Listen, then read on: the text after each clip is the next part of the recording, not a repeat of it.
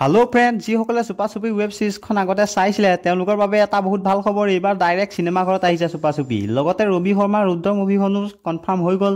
ৰবি শৰ্মাৰ কামবেক হৈছে after a long time. Last time আমি ৰবি শৰ্মাক শ্ৰী ৰঘুপতিত দেখিছিলোঁ আৰু তেতিয়া ৰবি শৰ্মাৰ পাৰফৰ্মেঞ্চ বঢ়িয়া আছিল। আৰু এতিয়া ৰুদ্ৰত চাবলগীয়া হ'ব ৰবি শৰ্মাক। দুয়োখন চিনেমাৰ কথা ভালদৰে আমি আলোচনা কৰিম। তাৰ আগতে সেইদিনা কাশ্মীৰৰ পাহালগামত যিটো ঘটনা হৈ গ'ল সেইটো সঁচাকৈ এজন ভাৰতীয় হিচাপে বহুত দুখ লগা।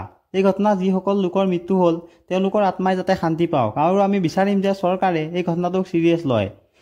প্ৰথমতে চুপা চুপিৰ কথা যদি ক'বলৈ যাওঁ, এটা নতুন ট্ৰেইলাৰ আহিছে আৰু এই চিনেমাখনত সেইটো কাহিনী দেখাব য'ত চুপা চুপি ৱেব ছিৰিজখন শেষ হৈছিল, মানে তাৰ পাছৰ ঘটনাটো। যদি আপুনিও চুপা চুপিখন এতিয়ালৈকে চোৱা নাই, চাই লওক, তেতিয়াহে আপুনি ভালদৰে বুজি পাব। চুপা চুপি মুভিখনৰ যিটো এনাউন্সমেণ্ট টিজাৰ আহিল তাত আমি দেখিলোঁ যে তিনিটা লগত দৌৰি আহে আৰু সিহঁতক ৰমাৰ ভূতটোৱে খেদি আহে। ৰমা যি নেকি আগতে মৰি গৈছে, কিন্তু আচৰিত হ'বলগীয়া কথাটো হ'ল যে প্ৰথম চুপা চুপিখনত য'ত নেকি ভূতৰ ভয়টো নাছিল, তেনেকুৱাত আহিবলগীয়া চিনেমাখনত সম্পূৰ্ণ এটা ভূতৰ কাহিনী, ভূতৰ ষ্টৰী কিয় দেখুৱাব নাজানো। চিনেমাখনৰ ডাইৰেক্টৰে কি ভাবি চিনেমাখন বনাইছে বাৰু সেইটো পাছতহে গম পাম। ট্ৰেইলাৰটোত কমল লোচনৰ এণ্ট্ৰিটো খাতাৰনাক আছিল। যিদৰে তেওঁক ট্ৰেইনৰখনত দেখায় সেইটো আচৰিত আছিল।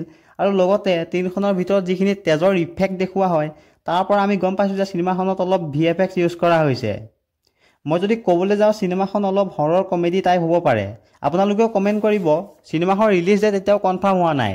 জুলাই আগষ্ট মাহৰ ৰিলিজ হোৱাৰ চান্স বহুত বেছি আছে। অফিচিয়েল আপডেটটো আহিলে মই আপোনালোকক জনাই দিম। সেইকাৰণে কৈছোঁ ছাবস্ক্ৰাইব কৰি লওক। ছাবস্ক্ৰাইব কৰিলে মোৰ ভিডিঅ' আপডেটখিনি আপোনালোকে আগতীয়াকৈ পাব। আৰু লগতে ৰবি শৰ্মাৰ ৰুদ্ৰৰ ট্ৰেইলাৰো ৰিলিজ হৈ গ'ল। ফিল্মখন 6 জুনত চিনেমাঘৰত ৰিলিজ কৰা হ'ব। এইটো মেইন আপডেট, অফিচিয়েল আপডেট। ৰূপক গগৈয়ে ডাইৰেক্ট কৰিছে চিনেমাখন। ৰবি শৰ্মা চিনেমাখনৰ মেইন ৰোলত আছে। চিনেমাখন এখন বহুত বেছি একশ্যন থকা চিনেমা হ'ব। আচলতে যি চিনেমাত ৰবি শৰ্মাৰ নিচিনা এক্টৰ থাকে সেইখন চিনেমাৰ পৰা আমি কিবা এটা ভাল আশা কৰোঁ। ৰুদ্ৰৰ 1 মিনিটৰ ট্ৰেইলাৰত 80 ছেকেণ্ডমান একশ্যন আৰু ফাইট চিনে দেখাই দিলে। নাজানো এইবাৰ তেওঁলোকে কি দেখাব বিচাৰিছে। এইটো নহওক যে গোটেই চিনেমাখনত ভৰপূৰ একশ্যন চিন আছে কিন্তু কাহিনী ফাল্টু। আশা কৰিছোঁ ৰুদ্ৰ এখন ভাল চিনেমা হওক।